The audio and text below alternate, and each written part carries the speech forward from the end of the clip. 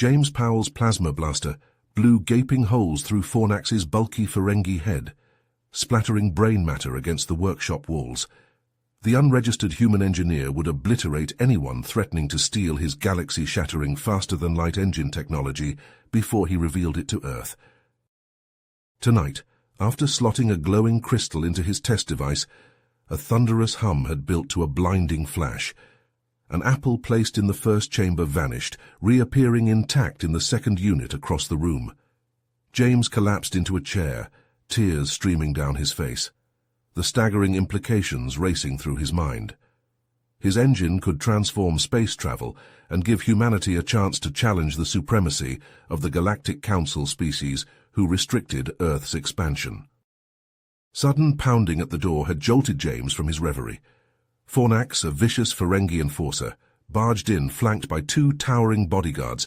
Shoving James against the wall, Fornax snarled that the Ferengi Trade Guild would confiscate the FTL research by force to maintain their monopoly.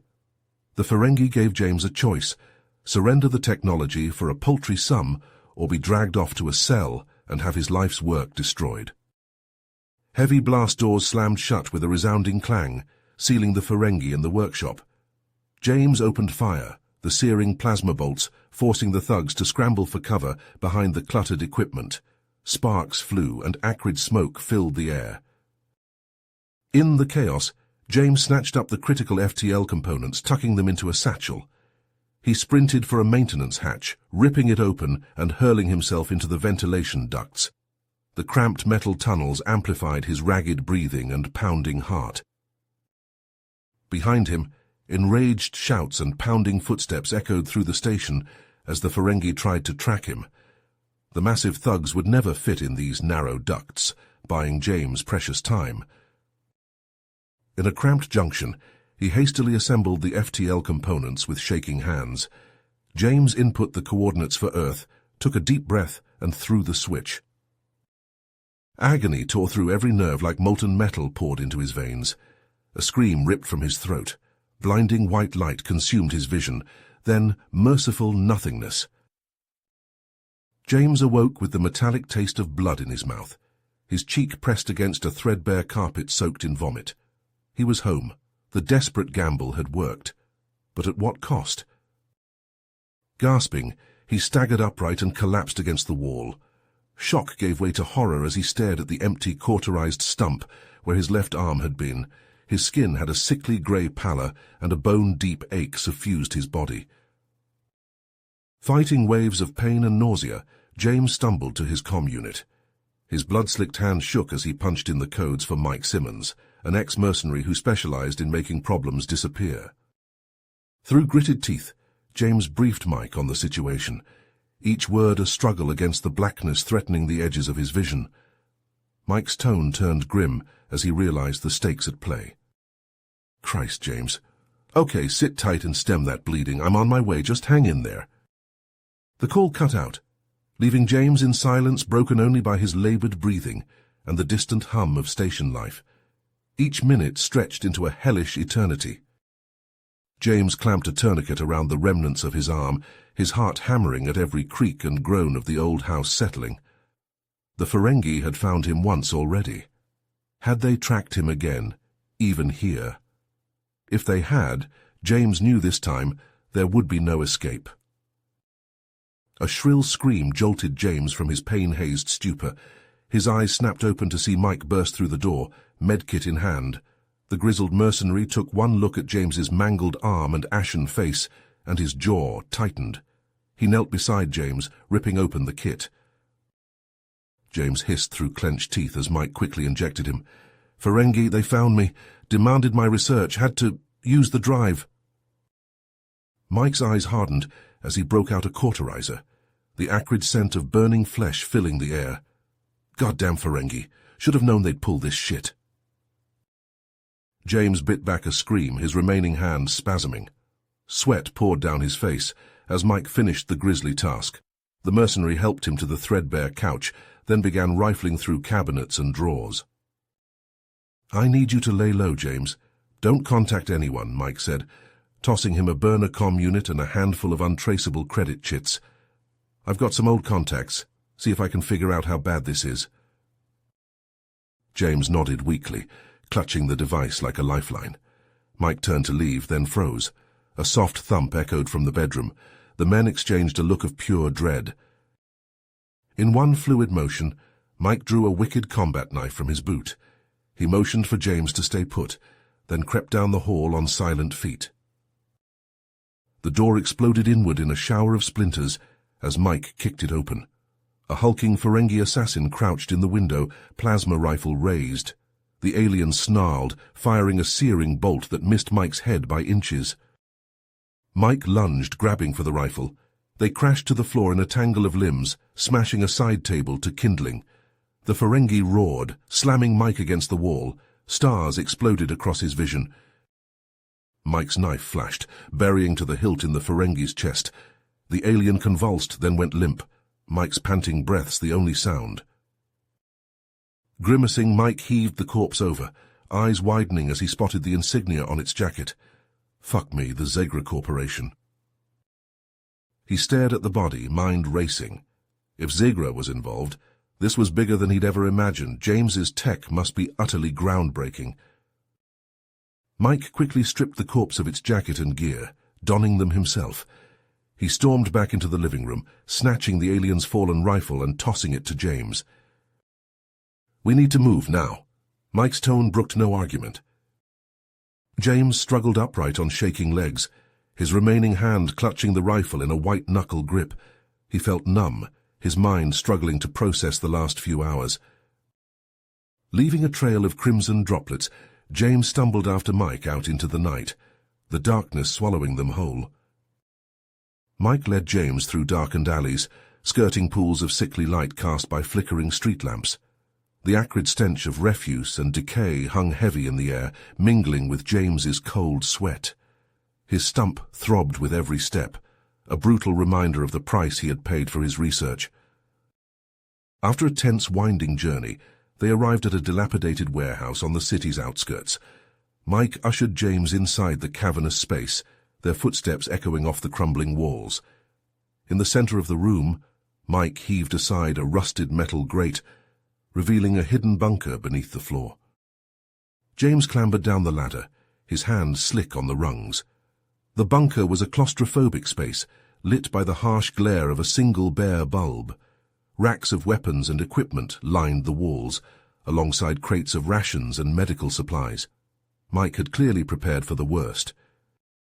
As James stripped off his blood-soaked clothes with shaking hands, Mike tossed him a nondescript jumpsuit and a pair of worn boots.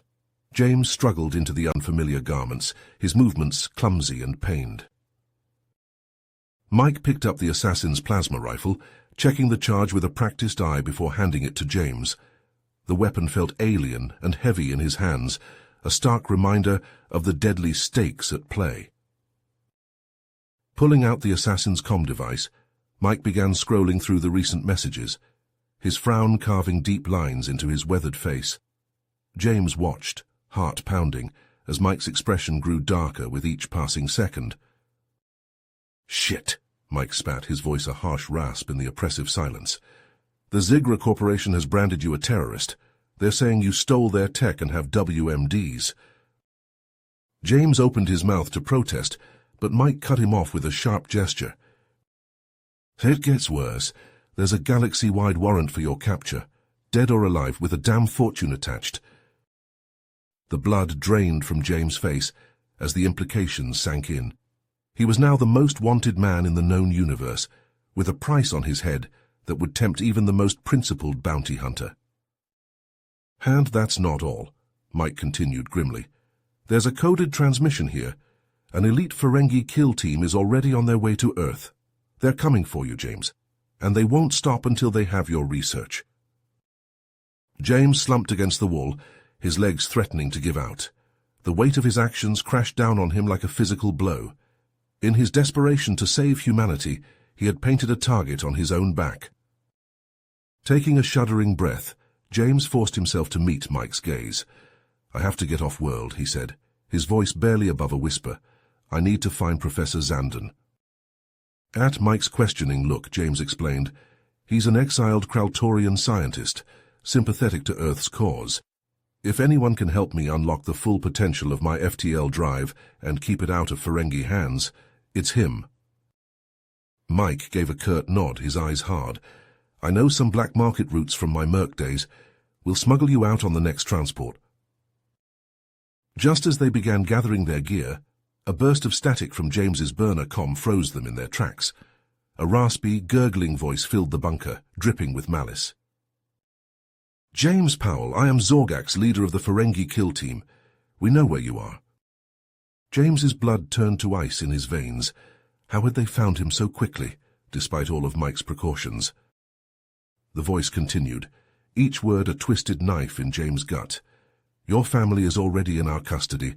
Surrender yourself and your research within the next solar cycle, or they will suffer greatly before they die. A choked sob tore from James's throat as the transmission cut off, plunging the bunker into suffocating silence. He stared at the comm, numb with shock and horror. They had his family, his wife, his children. The Ferengi would torture them, make them pay for his sins because of him, because of his damned research. James lifted his eyes to Mike's, seeing his own anguish reflected back at him. He was faced with an impossible choice, one that would damn him no matter what he decided. Betray humanity's future, or sacrifice his own flesh and blood. In that moment, James wished the FTL drive had torn him apart atom by atom, scattering him across the cosmos. Anything to escape the yawning abyss that had opened up before him, threatening to swallow him whole. James stared at Mike, his voice raw with anguish. I have to go after them, Mike. I can't let those bastards torture my family. Mike shook his head vehemently. It's a trap, James. You're walking right into their hands. I don't have a choice, James snarled, desperation etched into every line of his haggard face. They'll die if I don't. Seeing the resolve burning in James's eyes, Mike relented with a heavy sigh.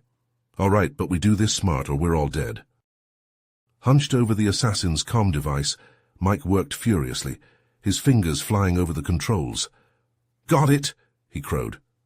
Transmission came from some shithole asteroid mining facility, Xeon Sigma 9. James's stomach turned. He'd heard stories about Xeon Sigma, tales of brutal conditions and vanished workers. Place is locked up tight, Mike muttered. But there's a waste disposal airlock with shit security. Might be our ticket in. Grabbing their gear, they raced to the spaceport, adrenaline pumping. Mike slipped the docking agent a fistful of credits, and they squeezed aboard a battered freighter posing as maintenance workers. The hold was a sweltering coffin, the air thick with the stench of unwashed bodies and rotting produce. James and Mike huddled in a corner, stomachs churning from the meager rations and constant vibration. The crew eyed them with open suspicion, meaty hands lingering near makeshift weapons. A week crawled by, each second an eternity. As the freighter approached Xeon Sigma, James and Mike prepped their jury-rigged EVA gear, running final checks with sweaty palms. Stick to the plan, Mike growled. Ride the waste stream to the airlock, infiltrate, find your family in and out. James nodded, throat tight. They wormed through the maintenance ducts, emerging onto the pitted hull. The infinite void of space yawned before them, distant stars cold and uncaring. Clinging to the hull, hearts pounding, they waited for their window as the waste disposal systems rumbled to life. Suddenly, white-hot agony exploded in James's missing arm. He screamed, nearly losing his grip. To his horror, a twisted biomechanical limb burst from the stump, ripping through his suit. Gleaming metal and pulsing veins intertwined obscenely, writhing under his skin. Razor-sharp claws flexed, glinting in the starlight.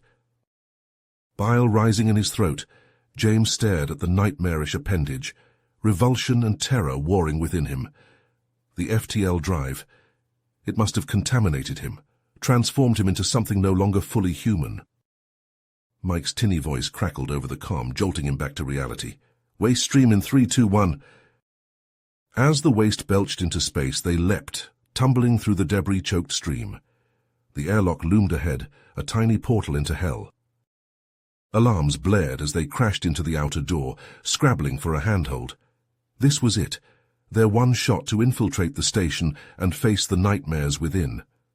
James flexed his new claws, savage anticipation rising. He didn't know what horrors the Ferengi had unleashed on him, but he swore they would regret it, choking on their own blood. The inner door hissed open, and James plunged into the dimly lit corridor, Mike on his heels. The hunt was on. James and Mike grappled with the airlock controls, sweat beading on their brows despite the chill of their suits. James's new arm twitched and spasmed, its alien components reacting to his racing pulse. With a final keystroke, the airlock hissed open, and they tumbled inside, sealing the portal behind them. As they caught their breath, James held up his biomechanical hand, flexing the razor-sharp claws experimentally. The limb rippled with unholy strength, the metal fusing seamlessly with strands of pulsing necrotic flesh. Revulsion and awe warred within him at the eldritch abomination now grafted to his body.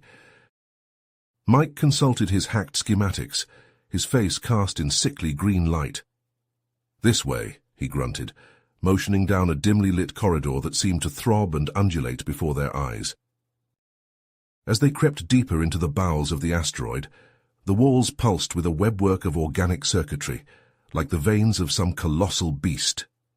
Biotech machines loomed in the shadows, thrumming with malevolent purpose. The stench of decay grew stronger with each step, until it was almost overwhelming. Rounding a corner, they froze in horror at the sight before them. A shambling monstrosity lurched towards them, its body a twisted fusion of man and machine. Glowing implants burrowed through rotting skin, pulsing in sync with the asteroid's hellish machinery. The creature lunged with a guttural roar, but James' arm moved with a mind of its own. Biomechanical claws flashed out, ripping through decaying flesh and metal. The abomination flew back with a sickening crunch, its mangled body convulsing on the grimy floor. James stared at the twitching remains, nausea rising in his throat as realization dawned. This was no ordinary mining facility. It was a den of unspeakable experimentation, where the Zygra Corporation blurred the lines between life and death. Fighting down their revulsion, James and Mike pressed deeper into the labyrinth, dispatching more horrors that had once been human. The abominations fell before James's eldritch arm and Mike's flashing blades, their advance marked by trails of acrid gore. At last they breached the central chamber, an immense cavern dominated by pulsing organic sacs. Mike recoiled as he realized each one held a human captive, their bodies in varying stages of ghastly mutation. Her booming voice filled the chamber, dripping with malice. The Ferengi kill team leader stepped from the shadows, flanked by hulking super soldiers bristling with grafted weapons. "Welcome, Mr. Powell," he sneered. "You're just in time to join your family. They've been waiting for you." He gestured to the sacks where James could just make out the twisted forms of his loved ones. The Ferengi cackled, reveling in James's anguish. "The Zygra Corporation is always in need of fresh test subjects, and you've so kindly delivered yourself to us." James's heart pounded with impotent rage as he scanned the chamber, taking in the ranks of elite mercs and their bioengineered abominations. There, suspended in pulsing sacks, he spotted the mutated remnants of his wife and children. With a roar of unfettered agony and desperation, James leveled his rifle and opened fire, the bark of Mike's gun joining a split second later. The chamber erupted into a storm of shrieking plasma and sizzling flesh as the firefight raged. James and Mike fought like berserkers, pouring out their pain and rage in a hail of searing plasma. Abominations crumpled under the onslaught, showering the room in sprays of ichor. But for every horror that fell, two more surged forward, heedless of injury. Stray energy bolts seared past James's head and blasted into the wall of organic pods. One sack ruptured in a deluge of reeking fluid, vomiting its grisly contents across the floor in a tide of semi-liquid gore. Through the translucent muck, a glint of metal caught James's eye. A delicate bracelet, stained with clinging filth but still recognizable, rested in a tangle of ruptured flesh. His sister's bracelet, the one he'd given her for her birthday, just before he'd left on that final research mission. The strength fled James's body as if drained by a siphon. He sank to his knees, numb to the firefight still raging around him. They were too late. His family was gone, their bodies defiled and remade into the twisted playthings of the Zigra Corporation. And it was all because of him, because of his wretched obsession with the FTL drive. Tears carved trails through the filth caking James's face as he knelt in the remnants of his beloved sister, drowning in soul-crushing grief and regret. Mike hauled him back to his feet, shouting something lost in the cacophony of battle. James stumbled after his friend in a daze, heedless of the energy bolts stitching the air around them. A howl of pure anguish ripped from James' throat as he charged the sneering Ferengi commander, newfound power surging through his mutated body. The alien leveled his plasma rifle, but James moved in a blur, biomechanical arm lashing out to seize the weapon. The two combatants grappled savagely, James's razor-sharp claws shredding armor and flesh with equal ease. Sparks flew, and metal shrieked as the Ferengi's suit buckled under the relentless assault. With a final, wrenching twist, James ripped the crumpling rifle from the commander's grip. Eyes blazing with grief-fueled rage, James brought the mangled weapon down on the Ferengi's skull again and again, until bone shattered and grey matter splattered the floor. The once proud alien commander collapsed, his head a caved-in ruin leaking viscous fluids.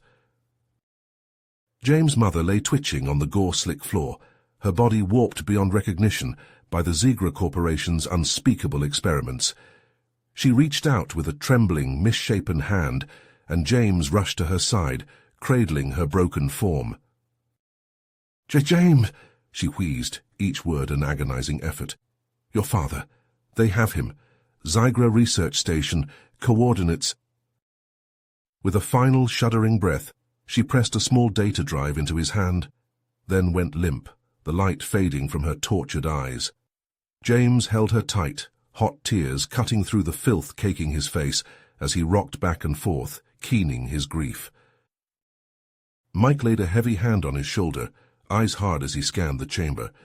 "James, we can't stay. More of these bastards will be here any second." Moving quickly, he and Mike stripped the fallen Ferengi of their armor and weapons. James's hands shook with barely suppressed rage as he jury-rigged a series of plasma charges from the Merc's belts, each movement deliberate and methodical. They set the charges throughout the chamber, maneuvering through the morass of shattered flesh and twisted metal. James paused to drape a scavenged cloak over his mother's body in a final, futile gesture of respect. "Charges set," Mike called, his voice tight. "Let's move." James took one last agonized look at the chamber of horrors, then followed Mike as they raced for the airlock, the timer on the charges ticking down inexorably. They barely made it to a docked Ferengi shuttle before the world behind them erupted in fire and plasma. The force of the blast threw their tiny craft clear of the asteroid, sending them tumbling through the void, as the mining facility blossomed into a chain of secondary explosions. James righted the shuttle with shaking hands, then brought up the coordinates from his mother's final gift. Mike leaned over the console, his eyes hard as he read the data scrolling across the screen. A muscle jumped in his jaw as he met James's gaze, a silent promise of retribution passing between them. James's flesh hand trembled on the throttle, but his biomechanical one was steady as he pushed the engines to full burn. The shuttle leapt forward, vanishing into the infinite darkness of space, bearing them inexorably toward their final confrontation with the Zigra Corporation. Tension coiled in James's gut as the stolen shuttle drifted closer to the sprawling research station, its interlocking modules and spires glinting coldly in the starlight. The station's heavy shielding thwarted their scans, offering no hint of the horrors lurking within. With a soft thunk, the shuttle nestled against an unguarded airlock on the station's periphery. James and Mike exchanged grim looks as they noted the pitted scars of weapons fire marring the airlock's surface, evidence of past violence. Pulse pounding in his ears, James cycled the airlock and stepped into the station's darkened interior, Mike close on his heels. An oppressive silence enveloped them, broken only by the soft hum of unseen machinery and the echoing clang of their footsteps on metal grating. A miasma of wrongness pervaded the station, the air thick with the acrid tang of chemicals and the coppery scent of blood. In the shadows, strange organic shapes pulsed wetly, hinting at unspeakable experiments. Bile rising in his throat, James rounded a corner and stumbled to a halt, Mike nearly colliding with him. Before them stretched a vast central laboratory, its floor strewn with the mutilated remains of test subjects, both human and alien. Gore spattered the walls and pooled on the exam tables. And there, in the center of the carnage, a lone figure writhed against the straps of an examination table. James' heart seized as he recognized the grotesque, twitching form. "Dad," he breathed, horror and despair warring within him. James stumbled forward, barely registering the crunch of shattered bones beneath his boots. His father's body was a ravaged husk, scarcely recognizable beneath a web of pulsing cybernetic implants that bored into his flesh. "Oh God, Dad!" James fumbled with the straps, his hands shaking. His father's eyes snapped open, glowing an unearthly green. A distorted moan slithered from his cracked lips, more machine than human. "James, you must listen," his father gasped, each word an agony. "The Zigra Corporation, this was never about mining. Only conquest, domination." A racking cough tore from his ruined throat, blood bubbling at the corners of his mouth. "They seek to build an army, genetically enhanced, cybernetically augmented, wielding your FTL tech as a weapon. Worse, they killed the others. The scientists who tried to stop this used their bodies for the experiments." His father convulsed, back-arching in a rictus of agony. His voice dropped to a thready whisper, fading fast. Tears flowing freely, James clasped his father's withered hand, feeling the feeble pulse flutter and fade beneath his fingers. "I promise, Dad. I promise."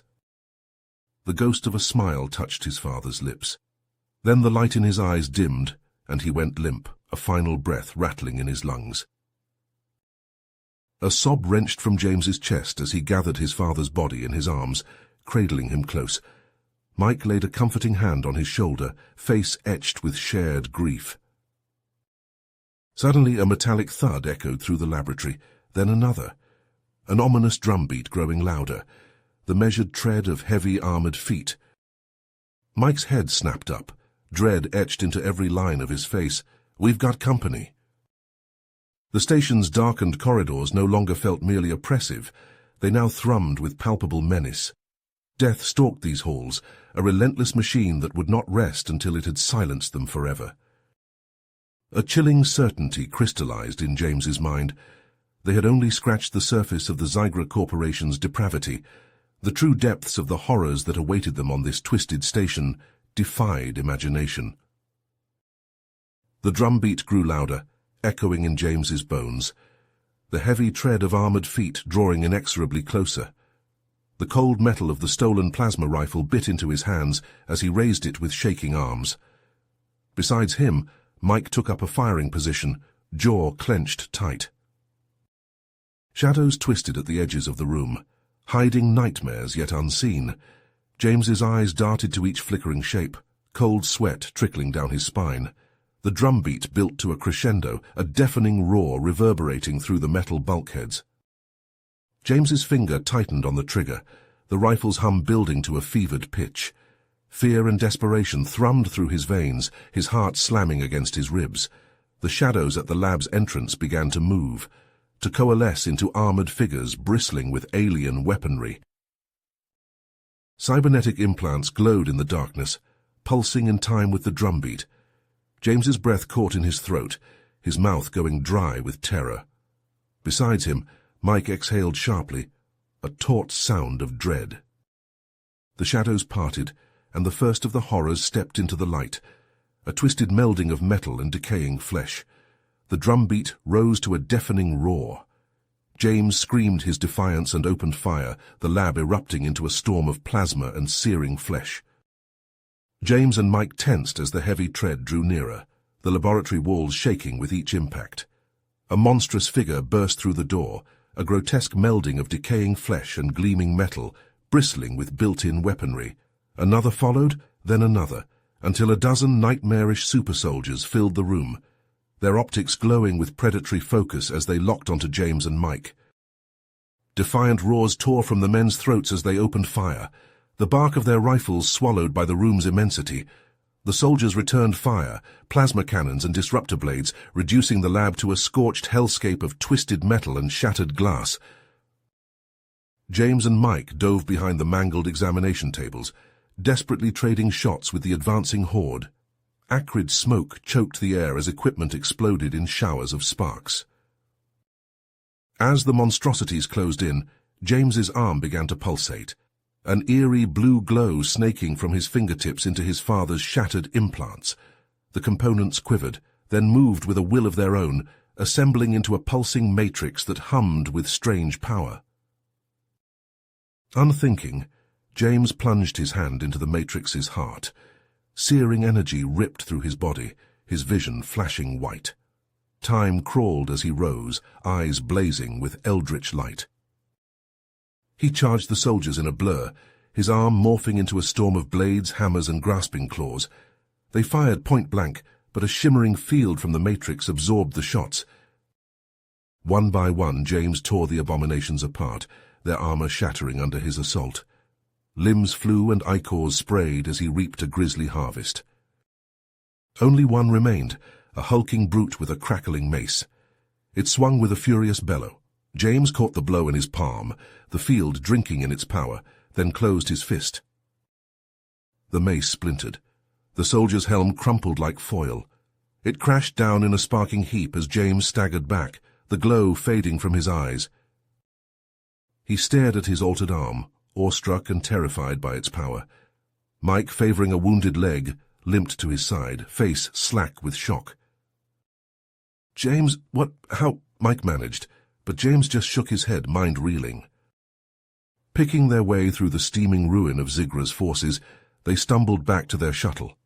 As the station receded into the void, James gripped his father's data chip like a talisman, the weight of the galaxy's fate bearing down upon his altered form.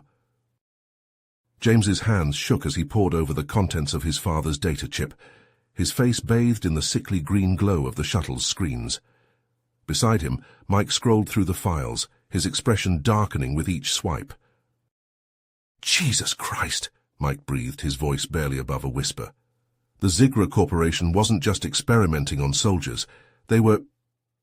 He trailed off, unable to voice the unspeakable atrocities laid bare in the data. James felt bile rising in his throat as he read the clinical, detached reports of genetic manipulation, cybernetic augmentation, and worse. But it was the final entry that made his blood run cold. "Mike, look at this," he said, his voice trembling.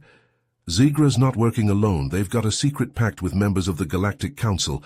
They're planning to use my FTL tech and their augmented soldiers to take over the whole damn galaxy."